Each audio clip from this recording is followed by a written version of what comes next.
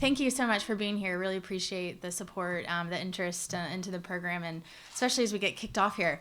As I've learned over the past 6 months, some things about Columbia, South Carolina have not changed at all, and the trains in the middle of the day are one of those things. So, of course, I hit it right as I'm coming over from the Rice. But thank you for being here. Thank you to Sam and Brooke for sharing their wisdom of the program, and really excited about kicking off season here in 2 short weeks. Really excited to talk about the program, the players, the coaches, everything about the program. We're really excited about it, and this is our favorite time of the year. So ready to kick it off and answer any questions that you guys might have.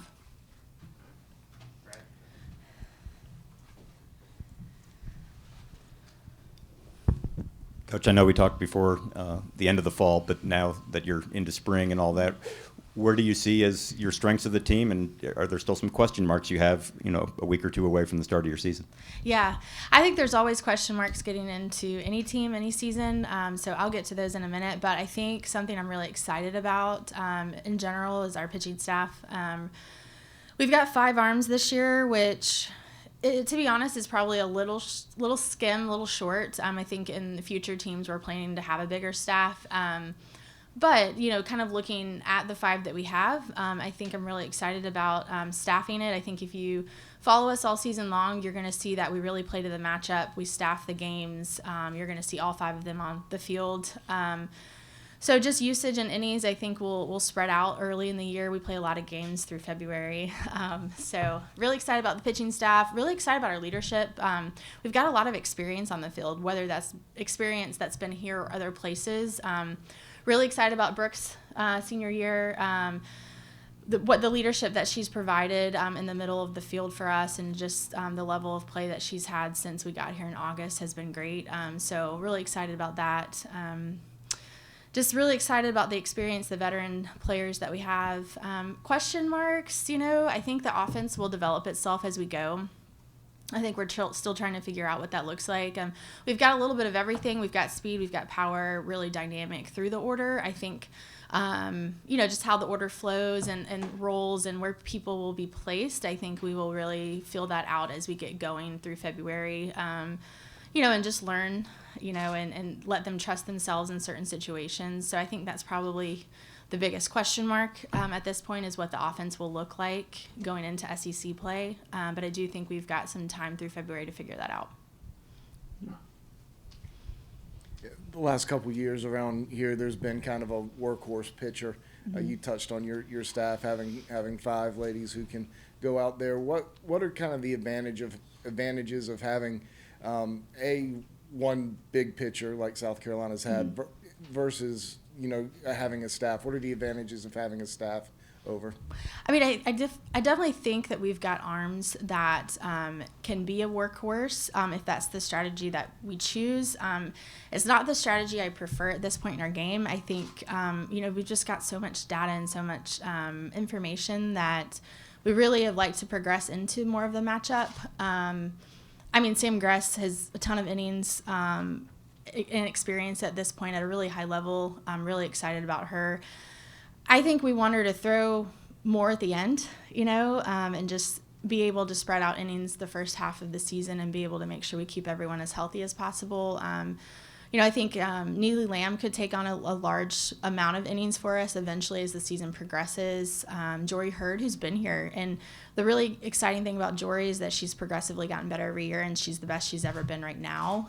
So she's somebody else that could take on innings for us. But I want those guys to feel really good in April and May as we get into postseason. So, just really want to utilize the whole staff here early. And I think advantages, more preparation for the opponents. If the innings and the usage is spread out, they really have to prepare for all 5 of them versus, okay, we're definitely going to see Lamb, Hurd, or Gress.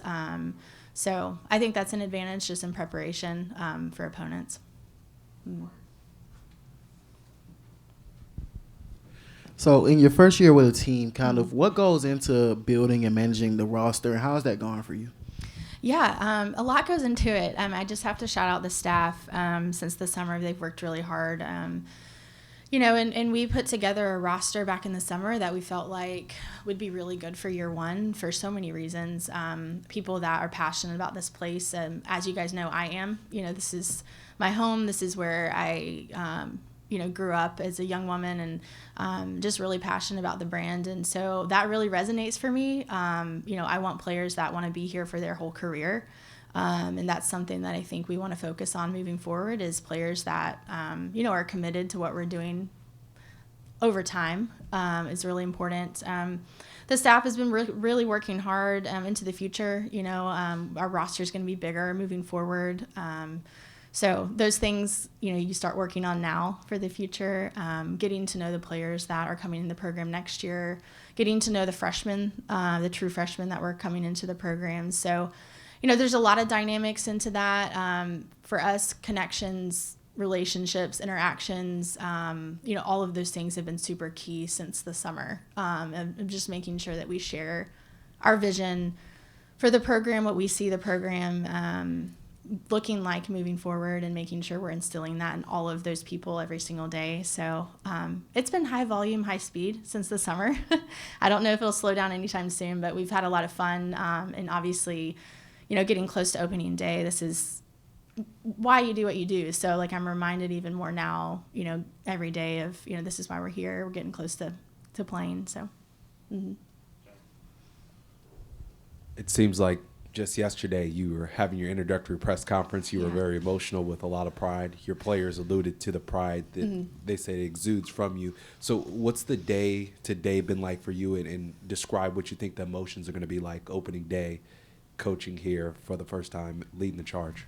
Yeah. Well, time has flown by. I feel like June was just yesterday in some ways. So it's been awesome. I mean, for me, just reconnecting with so many people that I knew 15 years ago has been really fun. I've reconnected with a lot of alumni from different generations. We've had some awesome events over the last couple months. So it's been a lot of fun week to week, month to month, just seeing people you hadn't seen in a while and just being able to share the vision that we have for the program moving forward. And I want our players to feel the passion of this place from me every day. So, we talk a lot about it. We like our players to interact with, supporters and alumni and, just helping them see that this is a community of people that are really excited about what they're doing. And so it's been a lot of fun. I've really appreciated everyone being so supportive since the summer and the transition. And, I get emails and messages and all kinds of things almost daily of people that are just really excited to support the program. And, that has meant a lot to me. Coach, there are a lot of new faces on this team this year, whether being from Charlotte or other schools, and then freshmen as well. How have you seen all these players really connect this offseason and become a cohesive team? Yeah, that takes time. We talked about that in the fall. Every team is very different, whether, you're in the same place or you change environments. For us, this was a new environment for a lot of people in the program. So a lot of new faces, a lot of new personalities, relationships, connections, the intangibles that you need to really be good on the field outside of just, talent. It does take time. So, I just encourage them to build a lot of trust and vulnerability through the fall, have the hard conversations, learn how to hold each other accountable. The standard, learn how to play together. So I told him, we started preseason practice on January 6th, and about a weekend I told him, I felt like they were closer, and I think it's just the test of time. They've built relationships. You can feel the chemistry on the field. You can feel their excitement in the locker room, just how excited they are to be at the ballpark every day. It's been really fun for me, and that has been a build and a progression. And it's absolutely necessary to have a successful team. We have to create trust and love and vulnerability and accountability and all the things. And if you don't have relationships and connections, those things don't truly authentically exist, or they're really hard. And the best teams I've ever been a part of or played or coached or whatever they were, they had those things very much internally in the locker room. So I think they have those things. It's been fun the last couple of weeks because I think they've really started to show through, whereas, through the fall you could tell that they were figuring it out.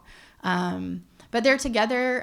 They're very unified. They're really excited to start season. And, I tell them every day, I don't put the uniform on and play anymore. These are things that they have to build within each other, within the team and the locker room. And those things have to even withstand when I'm not in the room, or anyone on the staff. And I think they're doing a really good job of that. And, that's a testament to the leadership, like I spoke to before. I think we've got a lot of players on the team that have led really well, that have learned to lead over the past couple months. And I think you're going to see that on the field when adversity hits. Those are usually the times those things show through. Kind of related to that, your players were just up here talking about how the labels don't matter whether they're a transfer or a returner or anything like that. Seeing the mental strength that a lot of these players have when it comes to something like that, how are you seeing that develop the chemistry and knowing that you have a team that's willing to just come together? Yeah, for sure.